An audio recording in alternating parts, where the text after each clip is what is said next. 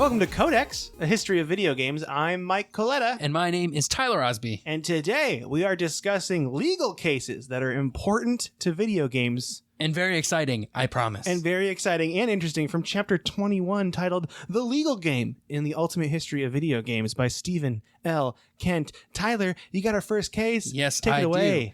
So we're going to cover the cases that are covered in the book, which you should definitely check out. It's like $5 on Amazon.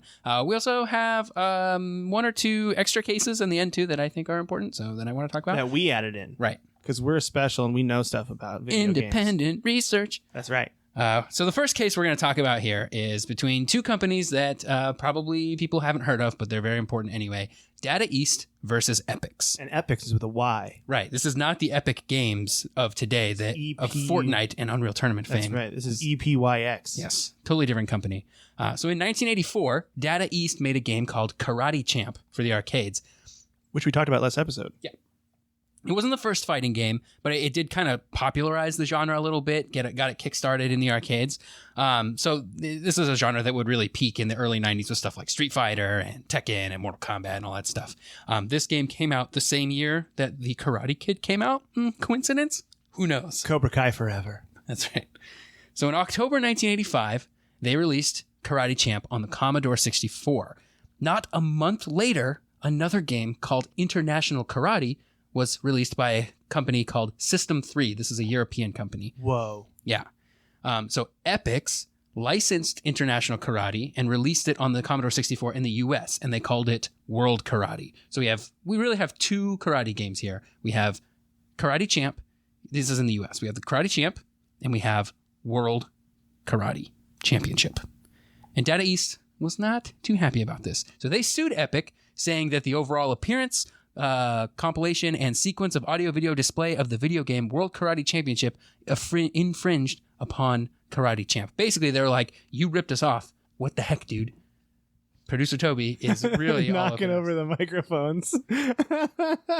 We're leaving this in. People have to know about the cat. Yeah, the cat is really all up in our business right now. It's all good. I'll pick him up and take him off the table. So when you look at these two games, they're pretty similar. They've got the same number of moves. Almost all of the moves were the same, and a lot of the animations were even the same. Like some of the uppercut things, like, oh, they left a foot on the ground. It was, if you go back and look at like a comparison between, oh my goodness, Toby. He just keeps knocking we're going to have to, if we lock him out, he'll meow. Yeah, it's okay. Just keep going. All right. So anyway, these games were super similar, and it was pretty obvious if you look at both of them. They're pretty similar. But the interesting thing was, at this point in time, it wasn't really solidified, but like what a company could own as part of a video game and like what they didn't necessarily own. So this is an important case for talking about how you can like sue another company for ripping your game off. Basically, like what kind of stuff can you rip off and what kind of stuff can't you? Which is interesting because now with PUBG suing all these other small companies making fake PUBG games, essentially it applies to this case. Right. And so it's like, well, do they own a copyright on the game mode of Battle Royale? That's pretty nebulous. But if it's obvious that they're being, if they're like art assets are being ripped off and stuff like that, it gets much more difficult.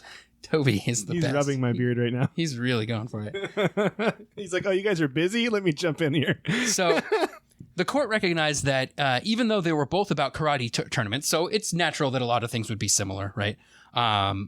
They were really too similar to be considered separate. Like it was pretty egregious here, according to the first court. So Data East won this case at first, but then it was overturned when Epix appealed to the higher court.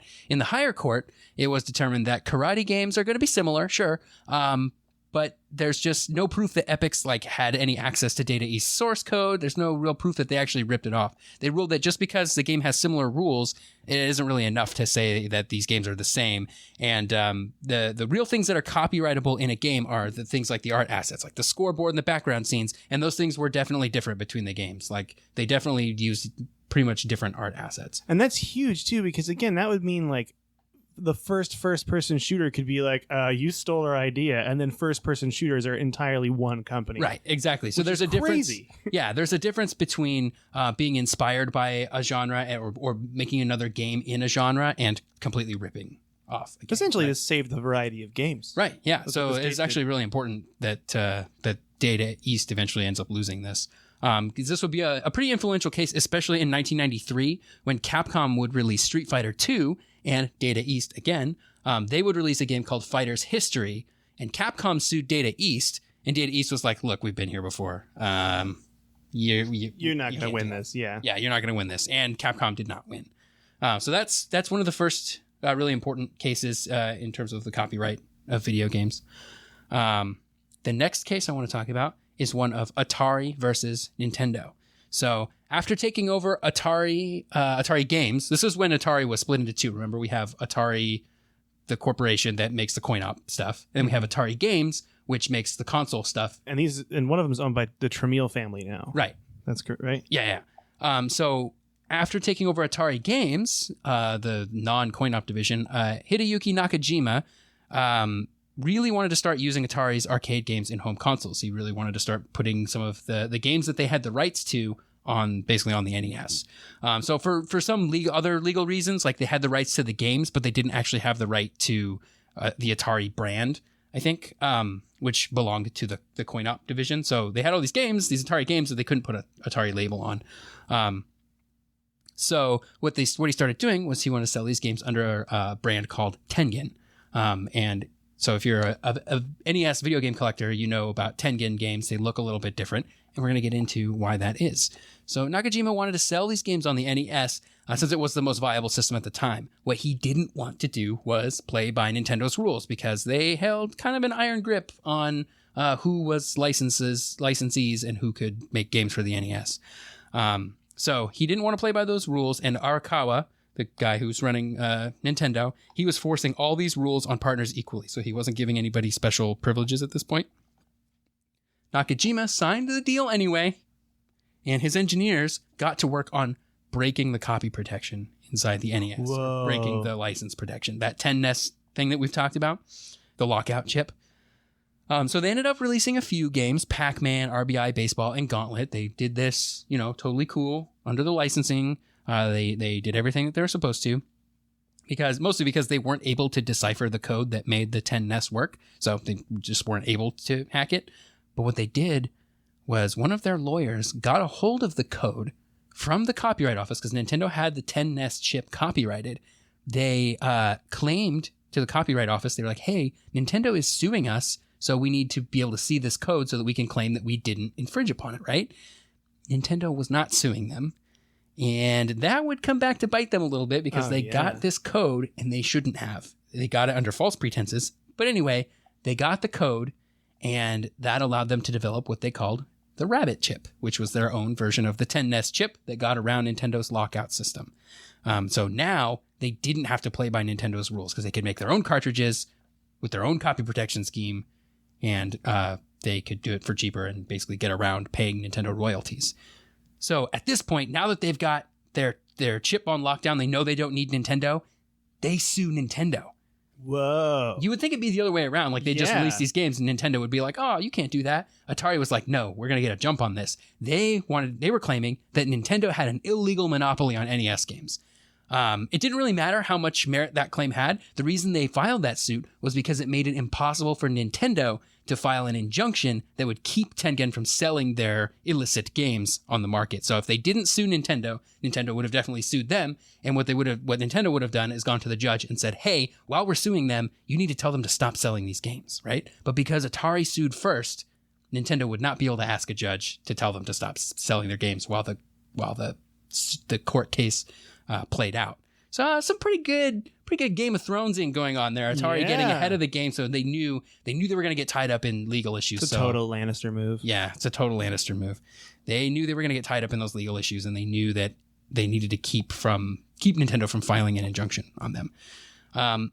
So there's a sort of a relationship question here of like, why would Nakajima of Tengen Games be so aggro with Nintendo? No, nobody really knows for sure. The book cites a rumor, though, that back in the day, when Namco was signed as the first licensee for Nintendo, they got some special treatment. And Nakajima was part of Namco back in the day, so he was kind of around for this special treatment. When Namco came time to review their contract with Nintendo, their favorable, awesome contract that they really liked, Nintendo was like, no, we're not doing these favorable terms this time. You got to play by the rules like everybody else. And so it made Namco pretty mad, which made Nakajima pretty mad. He was not cool with Nintendo doing this. So the rumor is that he was bitter and wanted revenge. We don't know if that's true. Kind of makes for a good story, though. If you were making a movie version of this case, you would definitely put that in as Nakajima getting his revenge on Nintendo. But this continues here. Nintendo was playing the long con. They waited 11 months before taking any action at all. And then they dropped all the bombs. They countersued, claiming Atari had infringed upon patents, breached their contract. They sent letters to retailers saying that there would be legal consequences for any retail that was carrying Tengen games. They were like, if you sell Tengen games, we are going to stop allowing you to sell Nintendo games. And so every single store was like, okay, cool. We're not going to sell these Tengen games. They're not selling that great anyway. We don't want to get like messed up by Nintendo, right? So Tengen had a rough time, which was rough for them. Yeah. At this point in time, copyright laws claimed that while computer programs could be copyrighted, the data that they produced could not be copyrighted. The way that Tengen had got around the 10NES system was basically by seeing the response that the legitimate 10NES chip would give to the NES. It was like, oh, this is what it sends back to the NES. We'll make a chip that also sends that back to the NES, pretty much. So they while Nintendo was able to copyright the code inside the 10NES chip that produced that message, Tengen was able to make a chip that also did the same thing, and that's not breaching any copyrights. So basically, it's okay to reverse engineer copy protection as long as you don't illegally use copyrighted material. Problem is, Atari did use illegally obtained copyrighted material to figure out what they needed to do to make a chip that did the same thing as the 10NES. So Atari didn't dispute that Nintendo owned the code for 10NES, so the question was their Rabbit chip a direct copy of 10NES or not? If it was not, did Atari need the illegally obtained specs from the Copyright Office in order to get around it? Nintendo in court showed that there were in fact other ways to get around the 10NES system, and that Atari could have done it any number of ways that didn't require them to get this data that they got from the Copyright Office. So Atari lost that battle. Nintendo, they had to stop selling their games. And when I say Atari in this whole case, Atari and Tengen are the same. Yeah. We're going to get into it more later. Yeah.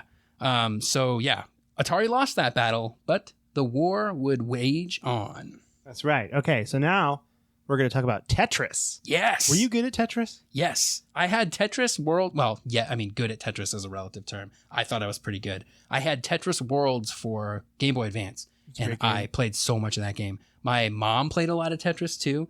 She really liked Tetris. I remember getting her at one point, one of those little keychain game things full of Tetris, and she played it all the time. The only game I've ever seen my mom play a lot of a console game that I would come home and she would be playing on my Super Nintendo was Tetris Attack. Oh, which was I don't know if people have played Tetris Attack. It's like a puzzle, match 3 sort of puzzle switching game. If you've played Pokemon Puzzle League, that's that game. Oh, yeah. This was a game that my mom doesn't play video games except for Tetris Attack, right? So I would come home and she would be playing Tetris Attack on my Super Nintendo, and I thought that was awesome. That is really awesome. But anyway, there's lots of legal issues with Tetris back in the day. It was created by Soviet mathematician Alexei Pajitnov while working at the Computer Center of the Moscow Academy of Science. Keep in mind, this is Soviet Union. We're very much in the Soviet Union right now. In Soviet Russia, gameplay you. That's right, exactly. He created it on a Russian clone of a PDP that's a programmable data processor, which is the same type of computer that Stephen Russell created Space War on, the only difference being Stephen Russell's was a PDP-1, while Pajitnov's, because it was a clone and not legitimately the brand, was something around the specs of a PVP-11. Okay. So pretty much the whole legal battle starts with a fight over who owns the rights to Tetris, and I will now list them in order, and it's going to get very confusing. Bear with me. Again, I am so sorry. Here we go. Going to go real slow. First, it was bought from the Moscow Academy of Science by Robert Stein. It was bought from them because, again, Alexei didn't own anything because in Soviet Russia, it's owned by the state. Right. Or the people, if you're trying to spin it the right way. No, says the man in Moscow. Yeah. It belongs to everyone. And Robert Stein was the president of the London-based PC game company Andromeda. So they own the rights. At this point, they own the rights. At this point. Then, Stein sells the European rights to a company called MirrorSoft, and the American rights to a company called Spectrum Holobyte. So we've split off now. There's a European country that owns the rights, and there's the American the European company. rights and the American rights. Okay. Two different companies. Right.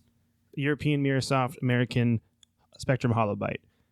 It splits again when Spectrum Holobyte then sells the Japanese rights of Tetris to an entrepreneur named Hank Rogers. How does Spectrum have the Japanese rights? Shouldn't that still be Andromeda? Okay, sorry. All right. I'll let you keep going. I'm glad you should be a lawyer because you're finding it out right away. At the same time that happens, Mirrorsoft then sells the Japanese rights of Tetris to Atari. Oh, jeez. That dispute was settled actually pretty quick between Hank Rogers and Atari won. Now, okay. Yeah, I don't know how they won, but they agreed to sign the Japanese console and PC rights to Rogers. I think it was a settlement, and then the arcade rights went to Sega. So now we've split again. So now there's like 6 different companies that own various rights to Tetris. And then Hank Rogers had an idea. No one owned the handheld rights to Tetris, and Rogers knew that the Game Boy was coming out soon. And he was like, oh, this will be really good. This will be perfect for a Game Boy launch title. And so he then went to the Soviets in Moscow and was like, hey, I'd like the handheld rights to Tetris. You never sold these. And then like Soviets are like, why don't we just sell you the worldwide rights to Tetris? And Rogers is like, wait, what? What about all the rights? Okay. And then he feels nervous about it. So because he knew that Mirrorsoft and Atari had those rights at this point, but the deal was so tempting that he decided to bring Nintendo in and be like, this seems sketchy. I need the backing of a big company, but this is a great game and it's too much to pass up. So on March 22nd, 1988, a mere 20 days before the birth of the very host of this podcast, me, Mike Coletta, Nintendo purchased the rights to Tetris and began to make a game for the NES as well as the Game Boy. Wow. Which was bad news for Atari because they were working on an NES version of Tetris as well. Was that going to be a Tengen? Yeah, it would be Tengen. It would be under Tengen at the time. Yeah. And then when they found out from a fax from Nintendo that Nintendo had purchased the rights, 2 weeks later, Atari just immediately filed a copyright claim. Like, we're going to get ahead of this. Again, like the last case. Yeah. So the Tengen version of Tetris was released in May of 1989, and the Nintendo version came out a month later. These are both for the NES. Reviewers and the general public agreed that the Tengen version was better. It was actually created by Ed Logg, the man who made Asteroids and Centipedes. So it was a good port of the arcade game and had 1-player and 2-player split screen. So overall, a better game. The NES was just single player. Oh, yeah. So the Tengen version was way better. But then a lawsuit over the ownership was overseen by the same judge as the 10 NES lawsuit you just talked about. Oh, it was the same judge between Tengen and Atari the last time Atari sued Nintendo. Oh, and geez. so the judge didn't even go to trial. The judge was just like, I'm siding with Nintendo again. This is like the exact same case. He's like, this is ridiculous. You guys need to stop suing each other. Yeah, so as a result of that, the game was locked up, pulled from shelves, and never sold again. In fact, there's a quote in the book about a cage in the back of an office of Tengen that was just full of NES Tetris games that they couldn't sell. But because of this, it spiked in the market. It was a better game. So this cartridge went for $300 if you owned it. Whoa, I feel like I've seen it at places before. If you own a Tengen version of the NES Tetris, people would pay you $300 for it at the time. Man, it was a high-priced commodity. Because I have definitely seen it at like retro collector stores, and I just didn't know what I guess it was. But like, I've definitely seen that and like the Nintendo Tetris side by side, and often wondered like, how could there be two? These are very clearly like made by different company games. Like, how does this happen? Is there some? I guess I always thought that there was some like public domain, like Tetris. Something had happened and Tetris became public domain or something. And it was just like, I guess anybody can make a Tetris game, but it's not true. It's not true. The Soviets just double dipped on their licensing. Big fight over it. They played both sides. Wow. There is a happy note to this story, I should say. Pajitnov, the man who actually made the game, and got no royalties during all of this because it was not owned by him. It was owned by the USSR. Mm-hmm. So, but because everyone knew he designed it and how talented he was he was an important person. He immigrated to the US, and with the help of Hank Rogers, nice guy Hank Rogers, he started the Tetris Company LLC. And after that moment, after he established that company, all of the royalties to any Tetris game then went to him. So he did make some money in the end. So he eventually was like, look, none of y'all own this. I mine made now. this. Yeah. And it's now, and people are like, oh, without a doubt, you made this. It was just, I think also a lot of anti-communist sentiments at the time. So it's like, we want to side with capitalism, and so he was able to get royalties for the game. Yeah. And there was probably a bit of like, we don't know what the legal landscape here is if we wanted to make another Tetris game. So it's easier for all sides if we just all agree that this guy who definitely made it owns it. And then we can just, if we want to make Tetris games, we can license it from him. Exactly. Yeah. Yeah. So, okay. So that's that case. Happy ending. Yeah. Nintendo wins again. Atari, Tengen gets pretty much screwed over. Yep. And there's no nice way to say it. Yep. And then their games are locked up. Now we're going to move on to Sega Enterprises Limited versus Accolade Incorporated. And this is a case involving two former VCS programmers, Alan Miller and Bob Whitehead, and they created a company called Accolade. And they decided to port their own PC games to the Sega Genesis in 1989. This is the Genesis 1. Uh-huh. First problem arose when Accolade decided to not get a license from Sega. They're like, they we don't want to do the license thing. It costs too much money. I think in the book it mentions that it raises the price of games by $15. Ooh. So it costs them $15 more for each game.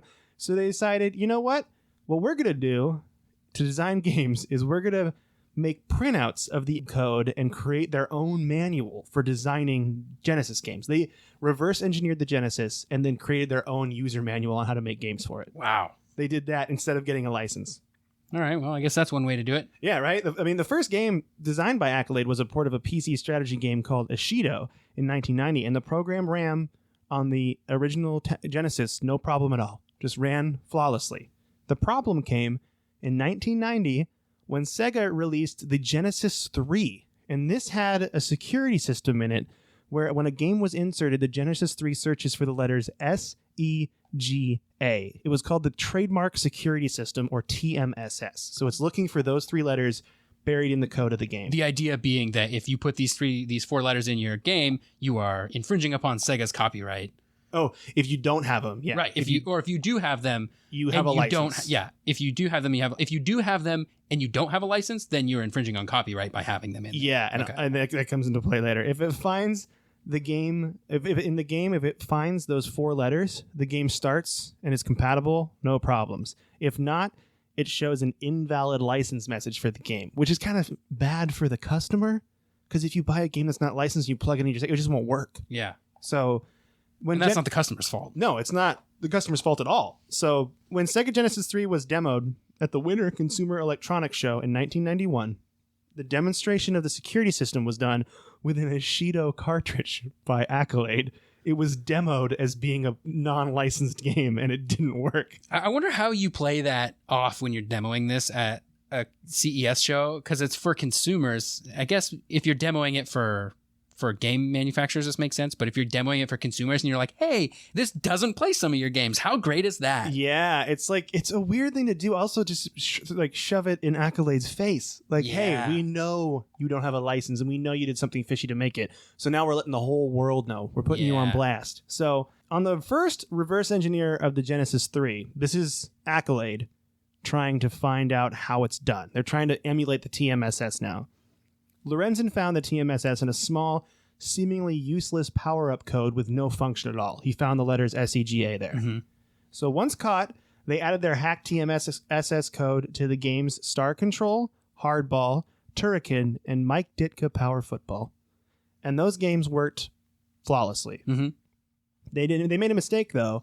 On the fifth game they designed, Onslaught, they put the code in the wrong place, and so it didn't boot right. They just made an error. Did they not test it before they... I don't know. That's what. Yeah, it just didn't work right. I'm guessing it got caught in the company bureaucracy. I don't know. So it didn't. Yeah, it didn't work. So Onslaught didn't work, but those four other games did work. So they found out how to emulate the TMSS code. Because it's pretty easy to just be like, oh, this is how it works. Great. We're just going to put that in our thing too. And because they found out how to do it, on October 31st, 1991, Halloween, Sega filed suit against Accolade for trademark infringement, unfair competition, and added copyright infringement to the list a month later.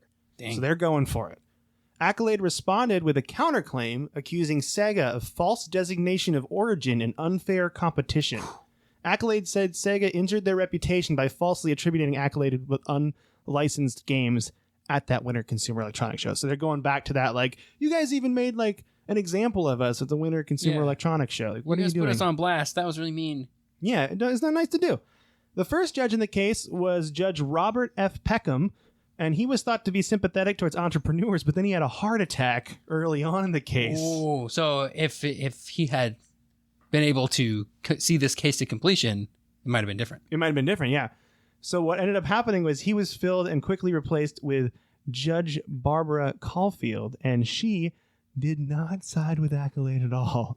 Here's what Sega wanted. Sega wanted Accolade to not make any more games for Sega ever again, and they need to abandon any future attempts at reverse engineering Sega consoles. They want that in writing. You guys did this wrong. Yeah. And Accolade just wanted Sega to stop producing Genesis 3 consoles. Like, you guys are doing something really sketchy. We don't like it. You guys can't make... These consoles don't play our games. That's not cool. Yeah, it's not cool. All right. And this whole case, I should say, is about the idea of fair use. And fair use, I have a demonstration, an example of the definition of fair use. Okay. From Barbara Caulfield. This is her definition. Granted, keep in mind, she'll end up siding with Sega, but this is her 5 reasons that she... And this is from the case, actually. 1, the purpose and character of the use, including whether such is a use of commercial nature or if it is for non-profit educational purposes.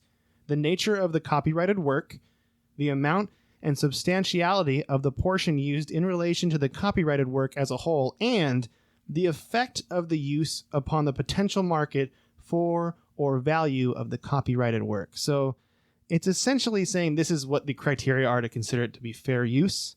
And I don't know if because this is really like mucky. So, because we're about to see an example of another judge who doesn't agree with this at all. So the Accolade's trying to say, hey, this is fair use. We can use your use your code. Yeah. Yeah. And so basically what those reasons are like, are you trying to make money, and are you keeping other people from making money by using this code, right? Essentially, that's what she's saying. And so what ends up happening now is she ruled that Accolade was not protected by fair use because they were profiting off of Sega's games and took money from Sega by being in direct competition. So by breaking that TMS code, SS code, they are pulling money away from Sega licensed games because they're flooding the market with their games. And she says it's not fair use for that reason. Sense. Yeah, I mean, it's an argument. Yeah. You know? So she also sided with Sega on trademark infringement, since when you booted up an Accolade cartridge, it still said the licensed product screen. Oh, licensed by Sega? It's a big no-no. Yeah. Oh, because it's not true. It's a lie. You're right. And the other thing that happened that really made this look bad is Sega brought in their own engineer named Takeshi Nagashima to testify, and he showed how a non-licensed company could break the TMSS code without showing the licensing screen. Oh, Nintendo did the same thing in their case against Atari, remember? Yeah. They're like, look, you didn't need to do it in this way that used the copyright code. You could have done it in any number of other ways. Yeah. Which is really interesting way of like being like you could have broken the law this way. Yeah. It's like it's not fair use because you could have broken in this way. Yeah, it's really convoluted, and we're going to get into why some of these things are disputed in the next version. So Accolade was, again, like Atari, forced to pull their inventory from the market and was not allowed to produce games for Sega consoles or reverse engineer them. Whoops. Sega won. But they appealed to the Ninth Circuit Court of Appeals on July 20th, 1992, in front of a different judge named Stephen Reinhardt, and he interpreted fair use law way differently than Judge Barbara Caulfield. He stated that there is no other way to know how a system works other than reverse engineering it. It's the only way to know. Mm-hmm. And so if that's the only way to find out, then it's fair use because there's no other way to do it. So he also dismissed the testimony of Sega engineer Takeshi Nagashima because he's like, well, of course you know how to do it. You designed the system. Yeah. But they're going to there's no way they would know how to break the TMSS code like that if they didn't reverse engineer in the first place. So your argument is invalid. So that's how he took it. Reinhardt also mentioned how the game included, like a typical Sega game included 500,000 to 1,500,000 bytes of data, and the TMS file was only 20 to 25 bytes of data and was therefore so minuscule it shouldn't matter to the rest of the game. And it's accurate because that code doesn't, all it does is allow the game to start up. That's it. It's a boot code. That's it, yeah. So Judge Reinhardt struck down the injunction that Judge Caulfield put in place, but at this time, it was kind of too late because Accolade had given up a little bit. When they released their basketball game, Charles Barkley's Shut Up and Jam. Yeah. It was officially licensed by Sega. Oh, they just gave up. Yeah.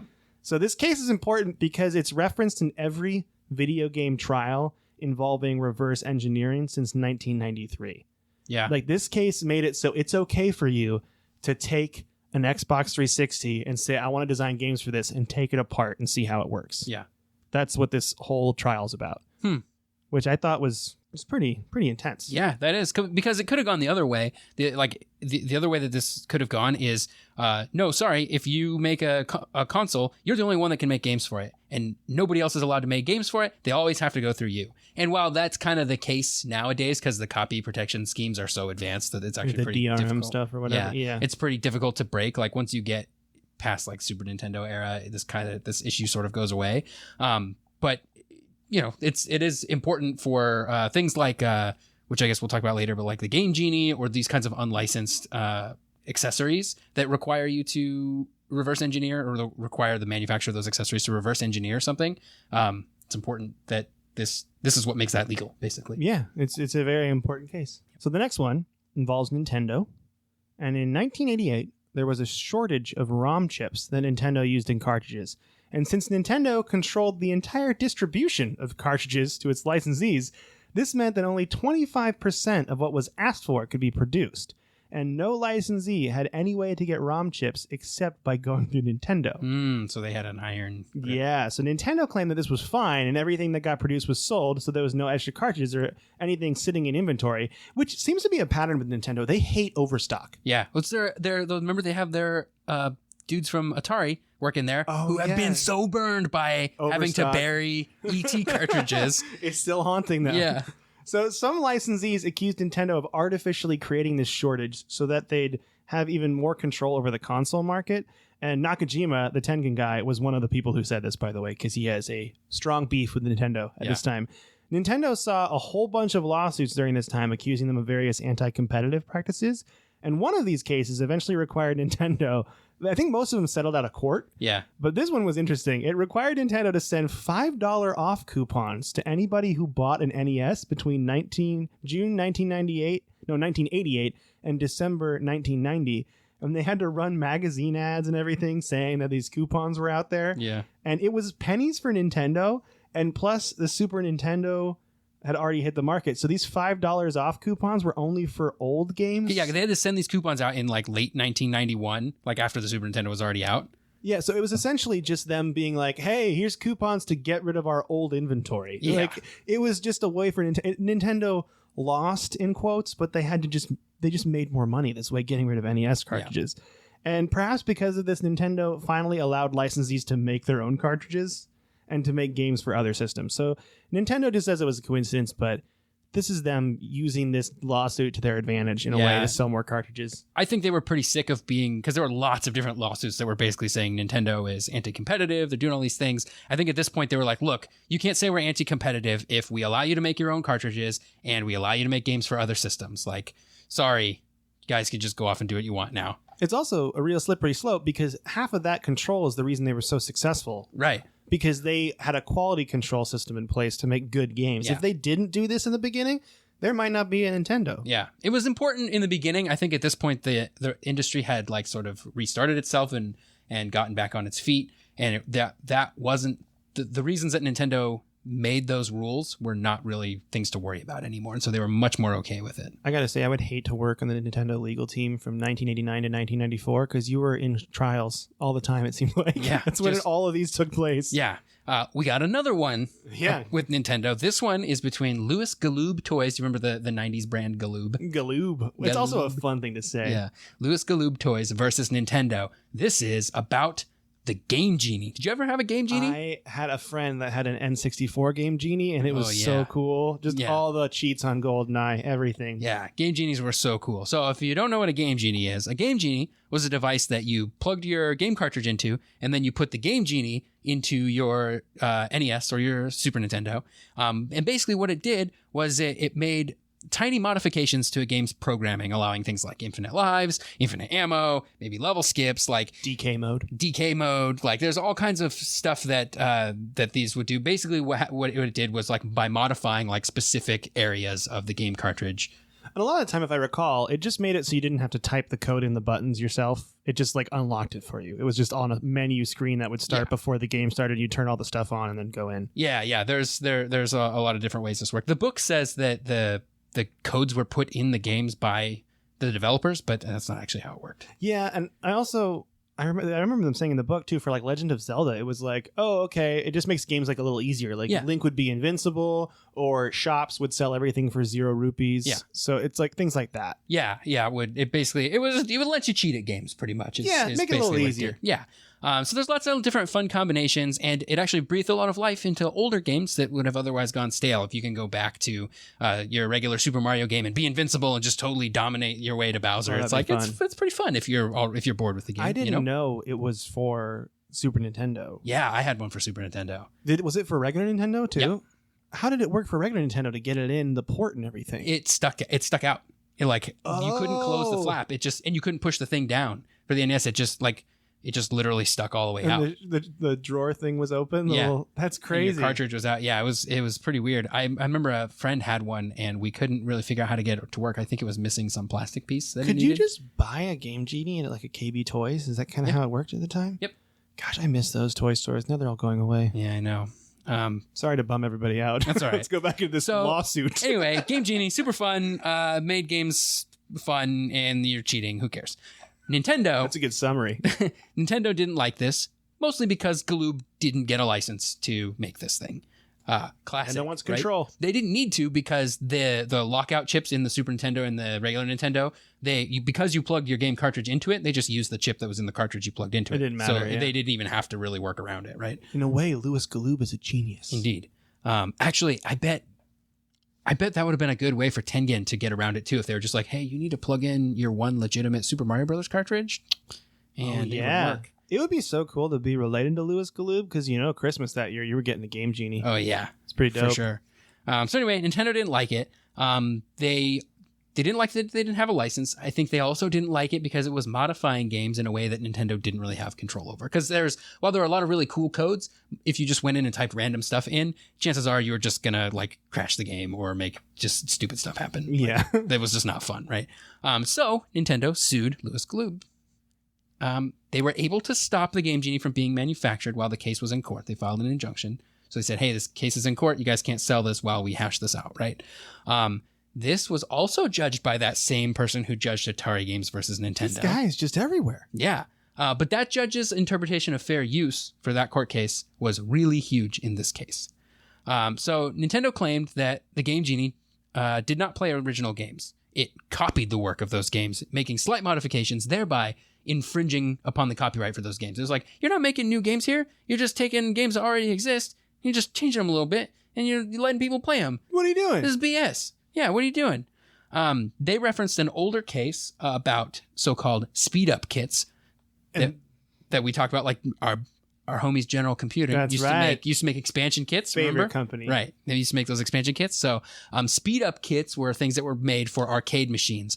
There was a case where Midway had sued Arctic International over a Galaxian speed-up kit. And Midway won, basically by saying, you didn't make this game, you just slightly modified our game, which is not cool. Which is weird because I think they could have, in the book it says you should have referenced the case of General Computer and Atari. Right, because General Computer was allowed to make their expansion kits, right? Yeah. No, they lost. Oh, but Atari bought them. They settled. Yeah, they didn't go to trial. They settled out of court, and then they ended up working for Atari. That's right, yeah. And then Atari's like, oh yeah, you're making games for us. That's cool. Yeah. So the judge didn't buy it, though. The Game Genie had no copyrighted code in it. And players still had to buy the games that they were modifying. So it wasn't like you weren't losing sales on video games because, like, if you wanted to give Super Mario Infinite Lives, you still had to buy Super Mario. You still had to own that game. So it didn't affect sales in any way. It in fact, could be argued that it enhanced those sales. Yeah, people are like, oh, I can cheat on Legend of Zelda? I can beat it now. I'm going to go buy that game. Right. So something interesting about this case that the book says, it's unclear whether... if it were judged that this is copyright infringement, these codes are copyright infringement, it's not clear whether Galoob would be the one infringing on copyright or the consumers themselves. I thought this was very, very crazy. Because Galoob doesn't, they just make the device, the consumer's the one that puts the game of their choice in, and types the code in themselves and actually makes the modification. By using a product, you could be like infringing on a copyright. That's just nuts. Yeah, and so it's not Gloob. They're just like, we just made the hammer. Like, if you break into somebody's house with this hammer, that's not our fault, right? Some 8-year-old kid is charged with copyright infringement because he wanted to beat Zelda. Yeah. It didn't end up mattering because Gloob won either way. So if Nintendo had won that case, could have been real weird. Here's looking at you, Galoob. That's right. So what ended up happening was Nintendo had to pay $15 million to Galoob in lost sales, remember, because they had to stop selling this while the court case was ongoing. So because Nintendo lost, the judge was like, yo, you stopped them from selling this for however long this case went on for, you need to pay for that, right? So they had to pay Galoob for lost sales. Nintendo tried to push this to the Supreme Court. They wanted to go all the way. They were not okay with the Game Genie. But ultimately, they decided... the Supreme Court decided not to hear the case. They were just like, you know what? Whatever that last judge said, we're going with that. I like to think Howard Lincoln in Redmond, Washington is just walking into a Toys R Us and he sees a Game Genie and he just goes, ugh. And he walks away. Every time. He's like, every time. All the way through N64. Yep. Interestingly enough, so they would never get a license to do this on Nintendo. The Sega version of the Game Genie for the Genesis was a fully licensed, like Sega used to advertise it. They loved it. They thought it was the coolest thing ever. And it was fully licensed. Sega's pretty cool. Yeah. Speaking of which, this is a small tangent on a long episode, so I'm going to make this very quick. I've been trying to find my Sega Genesis. I think it was a 3, now that I think about it, because I got it in 1992. Uh-huh.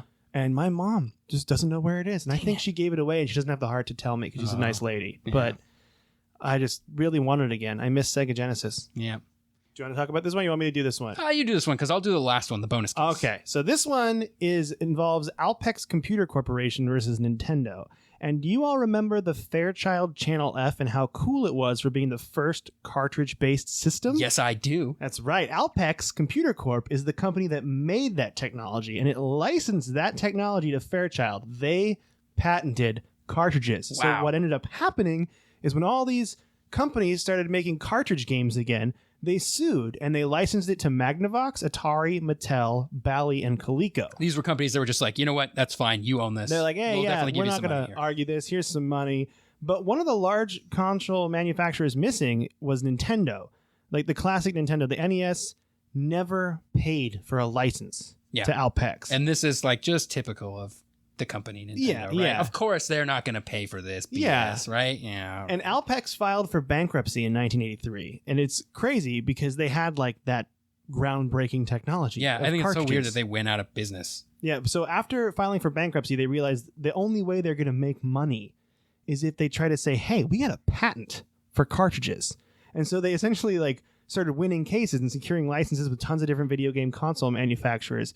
But Nintendo claimed that while they did definitely use cartridge technology, Alpex's tech wasn't good enough for their system. It was just so old. It's pretty technical as to why, so I'll just leave it at that. But it was not advanced enough to handle... I think also the color scheme of Nintendo had way more data to move back and forth. They were basically like, your cartridges don't hold enough, and they're not fast enough, and they're just not good enough to do the awesome advanced graphics that we do on the NES. In a way, they're like, hey, our system's just too cool for your technology. Right. So they claim that their technology was far too advanced for the Alpex cartridge, and they invented their own similar one, but it was different because it was theirs. And the judge didn't buy it. He actually ordered Nintendo to pay Alpex $252 million.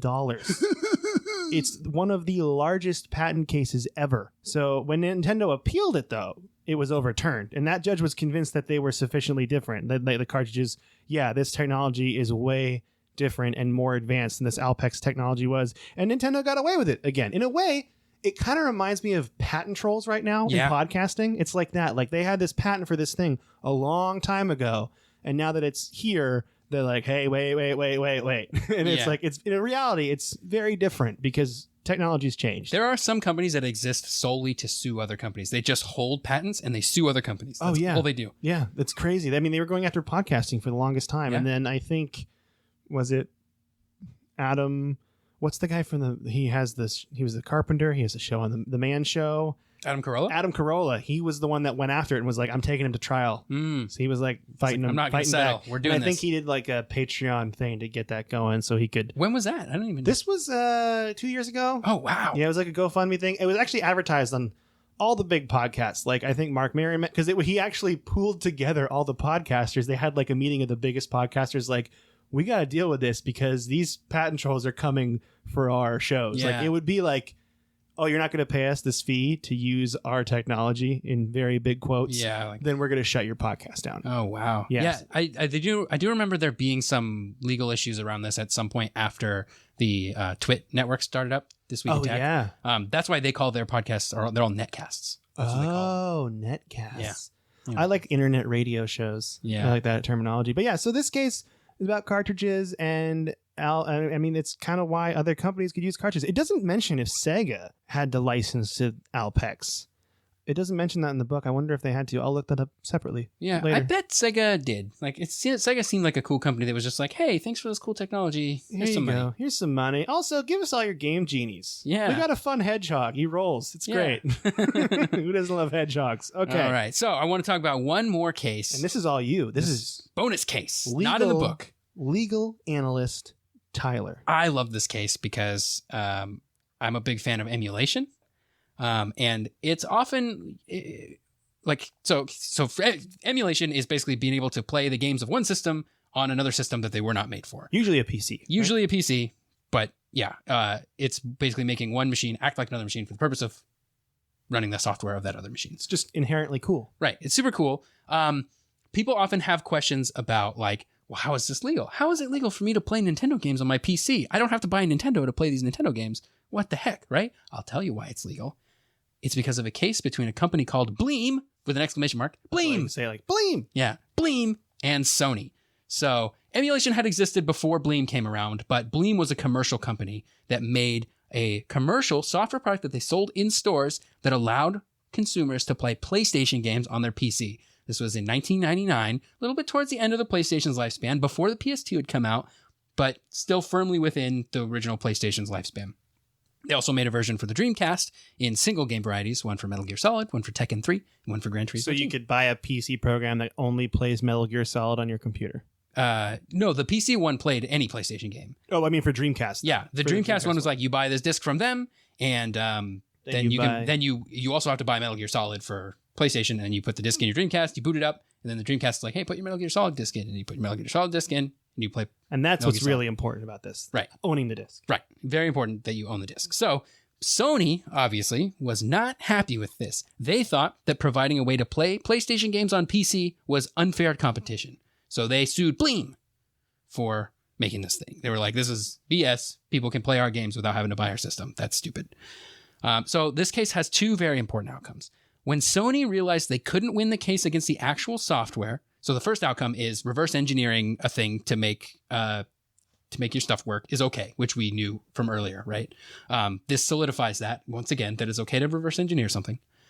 When they realized they weren't going to win that case, what they did was they threw a Hail Mary and they decided to sue based on the fact that Bleem was using screenshots of their games on their marketing materials. And what Bleem would use the screenshots for was one of the things that was cool about Bleem on both Dreamcast and PC was like, it was like, you play your PlayStation games on your PC. Also, they're going to look a little better. So they had some like before and after screenshots of like slightly better graphics. Oh, you get a little better high resolution. Right. So that's why they were using screenshots of PlayStation games in their marketing materials. So yeah, they thought that was not cool, and they hoped to put a stop to sales of the product. It's a real Hail Mary. Yes, right. Real Hail Mary. Didn't work. Sony lost on all counts, solidifying the legality of emulators in general that didn't use copyrighted software, right? That were fairly reverse engineered, and the fair useness of using in-game screenshots for advertising, even if you don't own the game. That's in huge. Question. Yeah. So if you're making a product that makes games look better, like I can imagine PC manufacturers doing this all the time of like being like, hey, here's a game you can play on our PC. Or even just like a graphics card company being like, this is what Destiny 2 looks like on our graphics cards. Ooh. It looks great. Yeah. So that was important. So even though Bleem won this case, the legal cost was too much for them. Like they just couldn't afford to like do this. They had to close shop the same year that Sega closed shop on the Dreamcast, RIP. Oh. So for this reason, we still haven't seen many, or really, if any, commercial emulator products produced by third parties. The problem is, if you make an emulator and start to sell it, you open yourself up to these lawsuits, even if they're kind of BS lawsuits. You don't want to be caught spending money to fight these lawsuits, basically. And they would probably continue to happen because it is a little, like I can see there being a case made, right? Of like, this is not cool. Yeah. So you will probably get sued if you do this. Open source emulators, free emulators, they continue to thrive right now. There are actually some really good open source emulators. Most good emulators are open source, and free. So they do really well because it's hard to sue like a group of people. A lot of the time you said it was like Kickstarted. Yeah, or not even. Yeah, they're like Kickstarted or Patreon. Like it's really hard to sue folks for that kind of stuff. And when it's clear that they're not actually making money off of the emulator, because the emulator's free. There are Patreons where it's like, oh, I will pay money to like help this person continue work on this emulator, but you're not actually buying the emulator. Because the emulator is for like those ones on Patreon and Kickstarter, like you have to own the game still. Yes, you do still have to own the games for it to be legal. We do want to be clear. When you emulate games on your computer, you definitely still have to own the game for it to be legal. So it's kind of cool now because you can pretty much get any old PlayStation or PS2 game online for super cheap, and then you can play it on your PC in an emulator. Right. Yep. So interestingly, pretty much every large video game manufacturer would eventually make emulators for themselves. The Wii Virtual Console, PlayStation Classics on PS3 and PS4, and all of how Microsoft's Xbox 360 and Xbox One backward compatibility work is the same way, is this technique of emulation. They don't modify the games themselves. They just make the console able to run games made for something else. Can I just say something real quick? Yeah. Thank you, Bleem. Yeah. You're the best. Bleem, you're the best. Yeah. So someday I would love to do like a history of emulation we will episode. do that. Yeah. So anyway, that's the story of Bleem, and I think it's a pretty cool one. So Mike, what have you been playing? I and you, Tyler, have gotten our shirts on Destiny 2. Yes. We did it. And also, hold on. I got to find my phone. Tyler, talk about it. Oh, man. So we got the 250 Triumph points needed to order our t-shirts. We still have to pay for the t-shirts. They're not free t-shirts. They also offer an option to put your username on your t-shirt. And Did we both do that option? Yes. And are we going to wear our shirts at the same time? Absolutely. Yes. So we became legend this weekend and got our shirts. It's a very exciting time. I hope everybody is excited for us. I will say, I want to give props again because I mentioned I got it.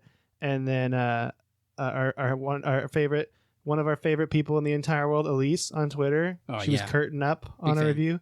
She gave us a good job, and it made me feel nice. So thank you for saying that. Because it's good to know someone's out there rooting for our shirts. You know, it makes us feel good. But yeah, we got those, and now the best part about it is we can take a break. Yeah, I love Destiny, but I kind of want to not play it right now. Yeah, and I actually ended up playing all of the campaign of Star Wars Battlefront 2 after we did it because I was like, I just want to beat this campaign, and I got some gripes. Yeah, it's a good campaign. It's fun. I was invested in it. They just really lead you on in the campaign because there's a moment, spoiler alert, where you play as Han Solo and you get information on how to free the Wookiees on Kashyyyk, okay? And then you just go a different direction and he goes out and does that and you don't get to play as him. And I'm like, I want to liberate the Wookiees. Dang it. I've wanted to do that in the video game forever. Why just let me go do that? So it does stuff like that where it leads you on, and then the campaign was left really open-ended. I just hope they close it out. If they close it out, I'm going to be happy. If they leave it open-ended like that, I'm going to be super bummed. Oh, yeah, because they've been releasing DLC, like free DLC that keeps the campaign going. Yeah, they've done 2 so far, and there was 1 campaign DLC, and then there was the most recent DLC, which was all the stuff on Naboo with like the battle droids and the Trade Federation from episodes 1, 2, and 3. Those don't have any campaign DLC, which is kind of a bummer because I wanted to play more of it. It's just like, it's very open-ended ending, which I guess is good because, Star Wars Battlefront 3, but I didn't feel closure at the end of it, and I want to feel closure. But I had fun playing it, and I also tried a game called Volgar the Viking that is so hard. It's like, because we've been talking about these old platformer games, so I decided to play an indie game that was emulating that. Oh man, just unforgiving. Just you the way the health works is you can get hit as many times as armor pieces you have, but when you get hit, you lose those armor pieces, and those make you way stronger. So it's like you get weaker and weaker each time. It's punishing, but it was really fun. What have you been playing? Well, got my shirt, so happy about that. Proud of you. Battle for Azeroth is out now, so I'm about to begrudgingly start a new character, boost it to level 110. I don't like character boosts, but I'm going to do it because I want to play with my friends. And we're going to play on Horde too, which I'm usually an Alliance person, so I'm really holding my nose when I play WoW with my friends. You're going to be a bad guy. Well, Horde aren't necessarily bad guys. They're just the morally ambiguous guys. I mean, whatever you got to do to justify it to yourself, Tyler. Sure. Yeah, so I haven't done it yet, but I definitely paid for the expansion yesterday, and I'm probably going to roll a Pandaren Hunter. Because I really like Panda Hunter. Yeah, it's a Panda Hunter. So that's going to be pretty fun. I also started up Final Fantasy XII, the Zodiac Age remake that came out on Steam a little while back. So I'm about 5 or 6 hours into that. And that game is really fun. It's very satisfying. It has a system called a Gambit system, which basically lets you, because the combat is sort of real time, it lets you program the other people in your party because you don't have direct control over the other people in your party. It lets you program them with what you want them to do. So like if you have a healer in your party and you want them to heal you, you'd be like, oh, if party leader is below 50% health, heal that party member, right? So as the game progresses, you get more and more complex with how you can do these things. And so the real fun, and people cite this as like a reason they don't like this game is because the game basically plays itself. But the real fun is when you have a Gambit system that's so good that you can just walk through areas and everything dies and you don't have to do anything. That's really cool. It's like, I think it's satisfying in a way because like you program them to do that. Like you made it that way so they could do that, which I think is really cool. So, oh yeah. Yeah. So that's been fun. That's really all I've been playing. But mostly just those two things. I also have been watching, this is relevant to this podcast. I have been watching a show called Halt and Catch Fire, which is an AMC show about, it's a drama about a fictional computer startup in the 1980s. They make like a computer and they make it. It's really good. And I'm on the 3rd season now. And I had forgot about it because I watched the first 2 seasons and then forgot about it. And now I'm back on the 3rd season and it's all on Netflix. So, ooh, that was my next question. Easy to binge. Man, it's so good. I love it. And it has the guy from Pushing Daisies, Lee Pace, who plays Ronan the Accuser in Guardians of the Galaxy. Yeah. He's like a sort of Steve Jobs kind of like, but probably a little bit more psychopathic than even Steve Jobs or sociopathic than Steve Jobs. So there's like a lot of like early Apple parallels with there's like a Steve Wozniak character who's not quite like Steve Wozniak, but like sort of. And then there's Lee Pace's character who's like Steve Jobs, but not quite the same. Like he's different, but similar, you know. It's really cool. And it's like historical. So it's like take place in the 80s. So there's like all this like 80s stuff that's going on there. It's a great show recommendation. We should do that more often for fun. Yeah, I highly recommend it. Halt and Catch Fire. Good. Yeah.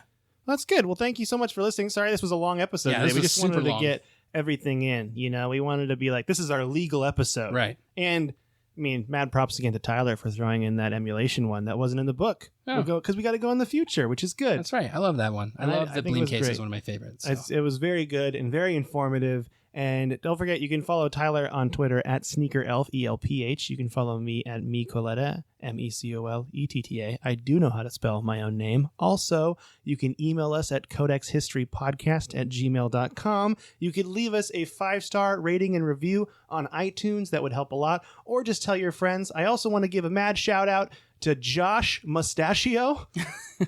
On Twitter, he tweeted at me that he liked the show and he listened to it and it meant the world to me. Thank you so much, Josh. And I hope that's not your real last name. It's a nickname. I don't want to give people's full names. I feel weird about it, you know? So, but I mean, if it is your last name, no problem. But I think a cool last name. It is a really cool last name if it's your last name. But thank you so much, Josh, for tweeting at us. Thank you again for tweeting at us, Elise. It means the world to us. Mm-hmm. And with that, thank you so much. Bye, everybody. We'll see you next week.